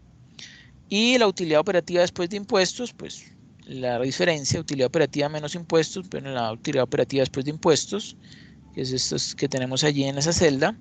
Y luego vamos a considerar lo siguiente. Vamos a sumarle la depreciación, o sea, el gasto de depreciación, ¿sí? El gasto de amortización de diferidos, ¿sí? Y vamos a restarle la variación de capital de trabajo, ¿sí? Que habíamos calculado anteriormente en la celda, ¿se acuerdan la que está de color violeta? Entonces, para eso es que necesitamos la variación en capital de trabajo. Y este último es el valor de liquidación de capital de trabajo. ¿Se acuerdan que yo les dije que había resaltado en color amarillo esa celda? Aquí también lo puse en amarillo para que se acuerden que ese es el valor de capital de trabajo que hay al final del 4º año o valor de liquidación del capital de trabajo. Con estos valores, pues obtenemos el total de flujo neto de operación, ¿sí? Teniendo en cuenta los signos de cada una de esas cuentas, y obtenemos entonces el flujo total neto de operación. Ahora calculamos el flujo monetario del proyecto. Aquí sí vamos a utilizar los criterios de evaluación que yo les mencioné hace poco. Entonces, en el año 1 pues hemos simplemente referenciado el total de la inversión, que son los 123.125, que equivaldría al valor que tendría que invertirse en ese proyecto para obtener en el año 1 un flujo neto de operación o un flujo neto efectivo de 15.479, 58 para el año 2, 84.107 para el 3 y 323.705 para el año 4. Y ahora bien calculamos, bueno, vamos a mostrar antes el diagrama de flujo de caja. ¿Sí? Este sería el diagrama de flujo de caja. Como vemos allí, este es un proyecto convencional. Un solo desembolso de dinero y los demás son flujos positivos de dinero. Pero hay ocasiones en que los proyectos dan en algunos años flujos positivos y en otros años flujos negativos. ¿Sí? Resulta que dice la ley de Descartes, dice que por cada cambio de signo en un flujo, bueno, en una serie matemática, por cada cambio de signo va a haber un único resultado posible. ¿Sí? Si hubiera dos cambios de signo, podrían haber dos resultados, pero por supuesto, de entre esos dos resultados tendríamos que determinar cuál es el más probable que se lleve a cabo. ¿Sí? Por eso, cuando se va a hacer el análisis marginal, ¿sí? Lo recomendable es que solo haya un cambio de signo para obtener un solo resultado, y pues ese resultado sí que realmente va a reflejar la realidad del cálculo del rendimiento. ¿Sí? La TIR, ¿cómo calculamos la TIR? Pues en términos de Excel es bastante sencillo. Simplemente a la función TIR colocamos todo lo que es el flujo de efectivo, incluyendo la inversión, ¿sí? Desde el año 0 hasta el año 4, le damos Enter y nos los arroja. En este caso, 50,76%. El valor presente neto es un poquito diferente. ¿Por qué? Porque vamos a utilizar una función que se llama valor neto actual, ¿sí? Es el equivalente a valor presente neto. Pero ¿qué hace esta función? Él va a traer todos los flujos del año 1, 2, 3 y 4 y me los va a descontar a una tasa de interés, ¿sí? Que habíamos dicho anteriormente que era del 28%, ¿sí? Y esos flujos me los está trayendo aquí, al momento 0, ¿sí? Y algo me dirán, bueno, ¿y por qué no coloca también dentro de la función la inversión inicial? Porque él ya está en el momento 0. Si yo llegara a colocar el valor del flujo inicial dentro del BNA, me lo va a traer al momento -1. Entonces no estaría reflejando la realidad. Por eso todos los flujos tienen que estar ubicados, en este caso, en el momento 0 o inicial. Entonces por eso el valor de la inversión se lo sumamos, porque ya está en el momento 0. ¿Listo?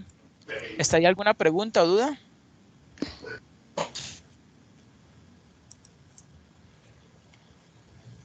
¿No? No, señor. Bueno, estuvo muy claro. Ah, bueno, a ver, yo pregunto, me gusta preguntar. No, en el momento que estemos desarrollando, yo creo que ahí nos saldrán las preguntas. A ver, yo les hago una pregunta porque yo les expliqué hace poco.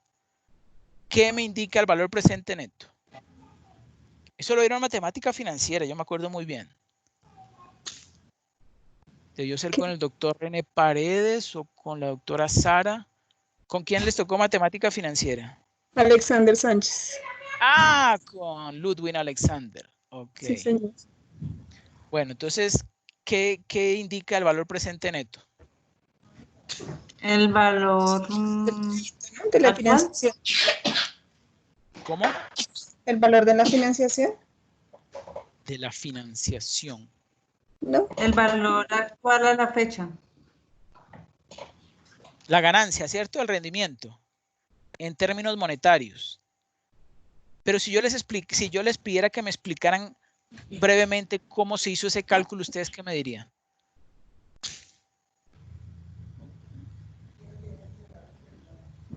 Miren la gráfica, el diagrama, pues, de flujo de caja. Sí, pues ahí dice el nombre, flujo de caja. No, Proyectado. pero interprétenlo. O sea, es la suma, es el interés del capital actual, ¿no?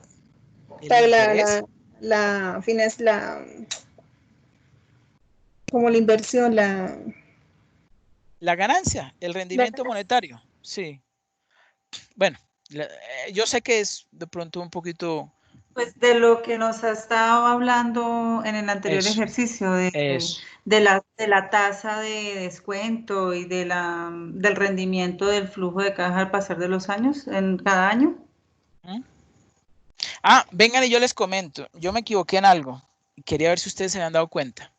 Yo la tasa de descuento que utilicé aquí fue el WACC. Mire, fue el WACC, 29,53%. No fue la tasa de descuento que yo mencioné, fue el WACC, que aquí lo hemos calculado. 28, ¿no? 29,53%, ¿sí ven? Aquí utilicé el WACC. Ahorita que veamos el flujo de caja del inversionista, van a ver que no vamos a utilizar el WACC. Vamos a utilizar el 45%, que es el rendimiento que esperan los inversionistas, los socios de la empresa, obtener por usar sus recursos. Casi siempre son mayores, sí, el rendimiento mínimo deseado por los inversionistas casi siempre es mayor a la tasa de interés que cobra una entidad financiera, por lo regular. Entonces, ¿qué significa este valor de 77.992? Significa que estos flujos de dinero descontados significa que han sido llevados al momento cero, a la tasa de interés WACC, ¿sí? Que es 29,53%, ¿sí? ¿sí? Esos flujos netos de efectivo traídos a presente, le resto el valor de esa inversión inicial y a pesar de restarle eso, obtengo un beneficio de 77.292,72. O sea que es un muy buen proyecto. ¿Cuándo se acepta el proyecto? Si ese BPN da mayor a 0, se puede aceptar. ¿Por qué? Porque estoy cubriendo, o sea, estoy asumiendo digamos, estos flujos de dinero que estoy llevando al presente, estoy utilizando una tasa de descuento que es el WACC, que me está reflejando o está tomando en consideración ese rendimiento mínimo esperado, ¿sí? O bueno, en este caso el WACC, que sería el costo promedio ponderado del capital, ¿sí? Tomando en cuenta ese rendimiento, ese costo promedio ponderado de capital y también la inversión inicial que hice, y con todo y eso me está arrojando una ganancia, pues es que el proyecto es interesante, es bueno, ¿sí? Ahí lo vemos entonces en términos de criterio de decisión, el TIR, que es 50,76%, le resto el WACC y eso me va a arrojar el rendimiento, perdón, eso me va a arrojar el rendimiento neto, ¿sí? Del proyecto, que en este caso sería 21,24%, ¿sí? ¿Sí está eso claro? O sea, el rendimiento, el TIR, que es el rendimiento que permite que los flujos de dinero positivos y negativos alcancen a cubrir exactamente el valor de la inversión. Entonces, y parte del supuesto de que ese rendimiento es el que está obteniendo en promedio cada uno de estos flujos de dinero, ¿sí? Eso da 50,76%. Es decir, el punto en el cual el valor presente neto es igual a 0, cuando yo voy a graficar, ¿sí? El BPN, ¿sí? Cuando voy a graficar el BPN y ese BPN toca el eje de las Y, en ese punto se consigue que la TIR, ¿sí? O se logra obtener el valor de la TIR para que el BPN sea 0, que en este caso es 50,76%. Si ese rendimiento, que es el que permite o el que alcanza a cubrir la inversión, que lo neutraliza, le vuelve a 0, es de 50,76 y le resto el costo promedio de capital, que es el ponderado, como acabamos de ver, de entre deuda y patrimonio, y me da un rendimiento o un neto de 21,24%, es que es bastante interesante, es muy buena inversión, ¿sí? Lo estoy comprobando tanto con TIR como con BPN. Ya con esos dos criterios, esos son los más utilizados para tomar decisiones. Ahora veamos el cálculo del flujo de caja del inversionista. Bueno, la parte inicial, pues, de los ingresos son iguales que en el anterior, ¿sí? Las ventas, costos variables, costos fijos sin depreciación y depreciación, la misma utilidad bruta, los mismos gastos de administración y ventas y amortización de diferidos, ¿sí? Obtenemos la misma utilidad operativa y aquí es la diferencia. Aquí sí consideramos los gastos financieros, ¿sí? Los gastos financieros. Y al haber introducido estos gastos financieros, pues obtenemos una utilidad antes de impuestos, que en el anterior no lo teníamos. Lo teníamos era el WODI, ¿sí? Y sobre esa utilidad antes de impuestos, pues aplicamos la tasa de impuestos, que en este caso el 30%, y al hacer la diferencia, al restarlo, pues obtenemos la utilidad neta, ¿sí? Como vemos allí, es diferente este flujo de caja, o sea, la utilidad neta del flujo de caja, que el del proyecto por sí solo. Miren.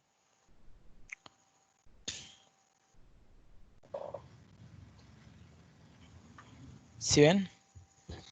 Ah, no, perdón. Ah, no, sí, este era el proyecto. ¿Sí ven?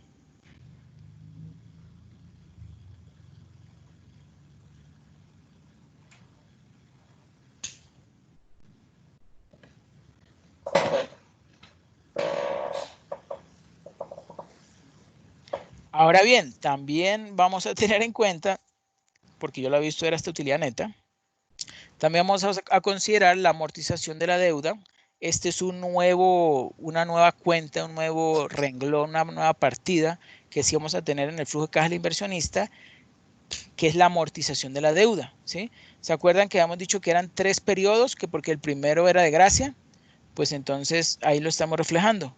25,000, 25,000, 25,000. Lo demás sí es igual, la depreciación, el gasto de depreciación, el gasto de amortización de diferidos, la variación de capital de trabajo también es igual y el valor de liquidación del capital de trabajo también es igual. Entonces, al haber hecho esos cambios, ¿sí? Pues obtenemos un total flujo neto del inversionista inferior al del proyecto solo, ¿sí? ¿Por qué? Porque como vemos allí, la amortización de la deuda está con signo negativo, entonces nos está disminuyendo esa utilidad neta que habíamos obtenido aquí previamente. ¿Okay? Ahora hacemos el mismo cálculo del flujo monetario del inversionista. En este caso, la inversión inicial son de los 48,125, ¿sí? Los flujos netos, pues son estos que hemos calculado acá, simplemente referenciados, ¿sí? Lo colocamos dentro del diagrama y hacemos el cálculo. ¿Se acuerdan que el latino se había dado antes 50, algo por ciento? Pues aquí dio 73,88. Pero el BPN sí nos da menor, ¿sí? Aquí nos da 43,907 para el inversionista. En cambio, para el proyecto solo nos había dado 77,000. ¿Sí ven?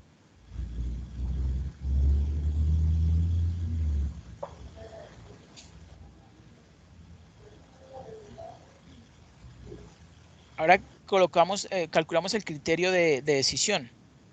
Si la TIR me da 73,88 y le resto el 45%, eso me arroja, vamos a hacer el cálculo, TIR menos la TEMAR, 28,88% me da superior. El otro me da 21%. ¿Sí? Entonces se acepta el proyecto igual que el anterior. Pero si tuviera que elegir entre los dos, ¿ustedes cuál elegirían?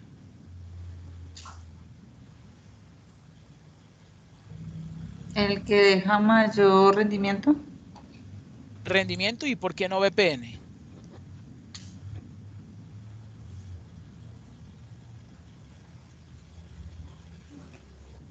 Aunque el BPN se acerca más como a la realidad. Exactamente. Sí. Muy bien. ¿Quién dijo sí? Muy bien. Sí, eso es correcto. Cuando nosotros tengamos una duda de si creerle más a BPN o a TIR, la experiencia ha determinado que es mejor creerle a BPN. ¿Ok? Si tienen otro criterio para medir, pues calcúlenlo. Y con eso pues podrían tener como otro indicador, otro criterio más para considerar la mejor inversión. Como dije, estos criterios tienen sus ventajas y sus desventajas. Voy a nombrar algunas. La TIR, doy un ejemplo. La TIR en un proyecto de 1.000 millones de pesos puede arrojar una TIR del 3%, bueno, digamos que del 10%, ¿sí? Y otro proyecto que no vale 1.000 millones, sino que vale solo 100 millones, me puede mostrar una TIR del 20%, ¿sí? Si nosotros tomáramos la decisión de invertir bueno, suponiendo que tenemos los 1.000 millones, ¿sí? Entonces, a simple vista, a primera vista, pareciera que la TIR de 20% es la mejor. Bueno, suponiendo que la tasa de descuento es del solo el 5%, te daría un neto de 15%, ¿sí? Pero ¿qué ocurre? Que los montos de los proyectos no son tenidos en cuenta al valorar o al evaluar los dos proyectos. Resulta que un rendimiento del 10% con un monto de proyecto de 1.000 millones me va a arrojar un beneficio posiblemente más elevado que el 20% que produzca un proyecto de tan solo 100 millones. ¿Sí ven? Entonces, esos indicadores tienen sus puntos fuertes y sus puntos débiles. Por eso, a la hora de tomar decisiones de inversión, deben utilizar al menos dos indicadores. ¿Y cuáles son los dos indicadores más utilizados? Estos dos, la TIR y el BPN. ¿Ok? ¿Hasta ahí todo claro? Bueno. Ahora tenemos el presupuesto efectivo. Entonces calculamos, ¿qué son esas entradas por ventas? Ahí lo puse entre paréntesis. Son los ingresos por ventas menos el recaudo de cartera. ¿Sí? Lo mismo hacemos entonces con el año 2, el año 3 y el año 4. El recaudo de cartera, pues lo hemos calculado anteriormente, por eso les dejé el mismo colorcito, como ese ocre. 33, 45, 60, 82. Tenemos los aportes, ¿sí? De los socios, 48.125. El préstamo, los 75.000. Eso es por supuesto en el periodo 0. Eso me arroja el total de entradas que son los 123.125. Luego sumo esas entradas. Ahí me da ese total de entradas. Luego calculamos las salidas de dinero. Esta inversión marginal en inventarios, pues es el inventario inicial que hemos calculado, los 38.125, pero aquí sí hay una diferencia. Aquí creo que yo les puse un comentario así. Oigan, ese valor, esos 12.062,50 es la variación en el inventario, ¿sí? Entonces, a partir del año 1 hasta el año 3, ¿sí? Vamos a tomar en cuenta es la variación en inventario, es decir, que le hemos restado al inventario del periodo actual, el del periodo anterior, ¿sí? La variación en inventario. Luego tenemos entonces la otra salida de dinero fue en la que incurrimos al comprar los terrenos y la maquinaria, ¿sí? Los 75.000. Los activos diferidos, 5.000. Eso es para el periodo 0. Luego, las salidas de dinero respecto de los costos variables de producción, los costos fijos sin depreciación, los costos de administración y ventas, el pago de intereses, que se los puse en color verde para que se acuerdan que corresponde a ese préstamo que nos hicieron inicialmente. La amortización del préstamo, ¿sí? Los 25.000 de amortización de capital para los años 2, 3 y 4. Y el pago de impuestos, ¿sí? Bueno, con eso calculamos el total de salidas. Al total de entradas le restamos el total de salidas y nos arroja el flujo neto efectivo, ¿sí? Y considerando el saldo inicial, ¿sí? Vamos a obtener el saldo final de efectivo. Como vemos allí, es simplemente sumar al flujo neto efectivo el saldo inicial y nos da el saldo final de efectivo. Y tenemos el estado de la situación financiera proyectado bajo NIF. Es el balance general. simplemente tomar en cuenta los cálculos que hemos hecho anteriormente y vemos acá abajo que está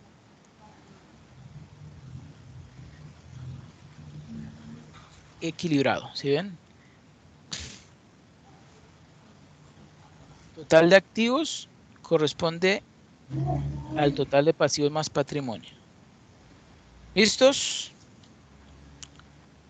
Entonces lo que les faltaría a ustedes, muchachos, es las conclusiones, las referencias, la introducción y no más.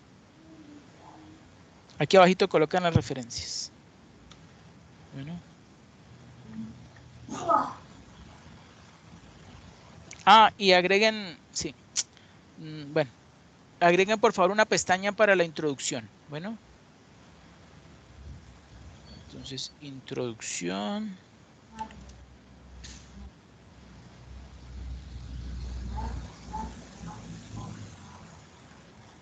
Tan.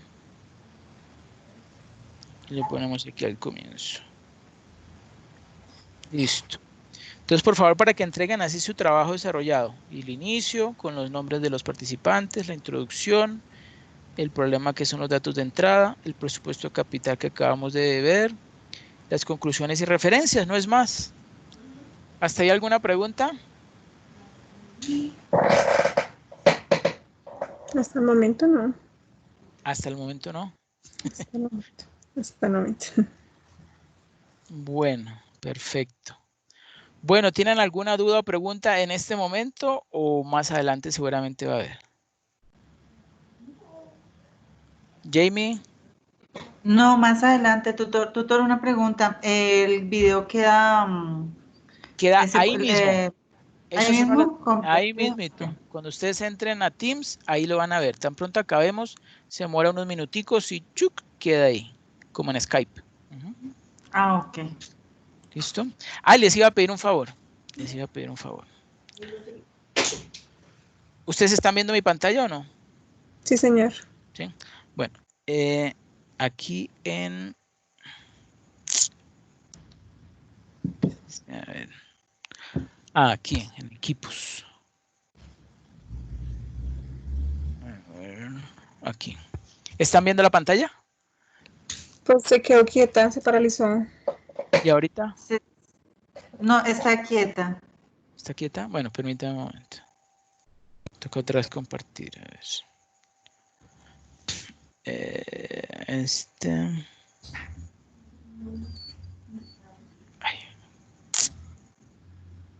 A compartir. Microsoft Teams.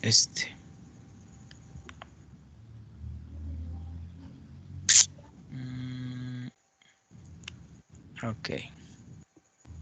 Ok, ahí sí están viendo. Entonces, aquí en el curso de planeación y gestión presupuestal, vieron estas pestañas, ¿no? Aquí en archivos, cuando le den clic a la pestaña de archivos, van a ver que hay dos carpetas. Uno que dice material y otro que dice, bueno, esperemos unos segundos.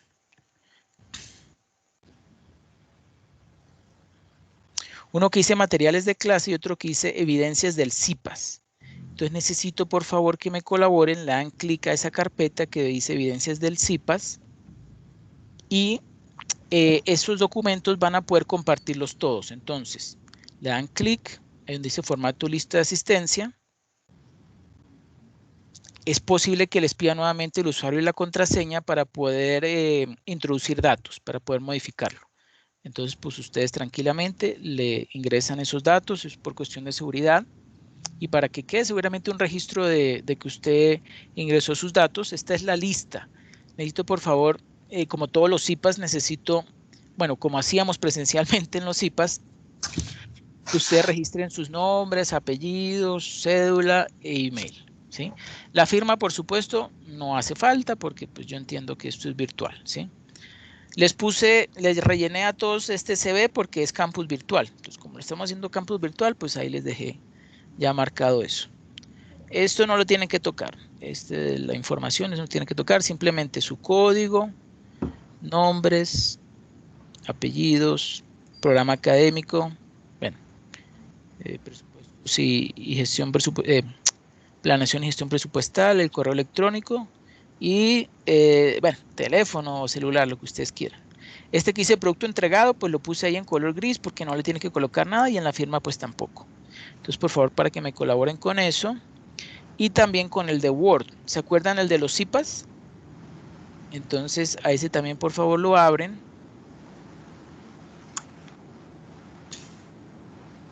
Así como yo le acabo de dar clic. Ahora pronto un poquito en abrir. Y entonces me colocan ahí en el orden en que van abriendo, ¿sí? Sus nombres y apellidos, la identificación, el programa, el SEAT. Y aquí abajito, como no pueden firmar, pues simplemente me colocan sus nombres, ¿sí? Sus nombres y no más, solo sus nombres. ¿Listos? Y voy a pedirles otro favor. Necesito que me evalúen, ¿sí? Bueno, hay que evaluar el CIPAS. Entonces, no sé si a Jamie le pudiera enviar un formato de evaluación cualitativa del CIPAS y para que su merced, por favor, la llene y me lo envíe. ¿Sí podría? Sí, sí, tutor. Ok, perfecto. Bueno, muchas gracias. Bueno, entonces, pues creo que no es más. Muchísimas gracias por haber asistido a este encuentro, a este tercer CIPAS. Y bueno, este es el último CIPAS. Ya lo que nos faltaría sería la tercera webconferencia. Y eso sería todo. Este curso se fue bastante rápido. ¿Cómo les ha parecido? Quisiera saber sus opiniones. ¿Consideran que han aprendido, han repasado o ambos?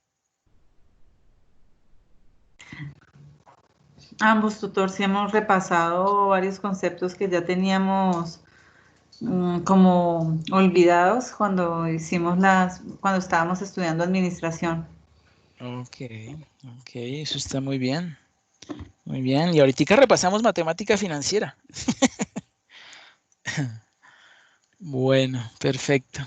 Bueno, muchísimas gracias entonces, que pasen una feliz noche y recuerden dejar publicado, se me olvidaba, tiene para esta oportunidad como trabajo individual, tiene que por favor hacer una síntesis. ¿Qué es la síntesis? Un resumen, ¿sí? Ahí están los detalles dentro del foro. Entonces, por favor, para que vayan dejando sus síntesis ahí dentro del foro, del paso número 4. Y entre todos, pues rellenan este ejercicio de Nuevo Milenio, del presupuesto capital, igual que el anterior ejercicio y no más. Bueno.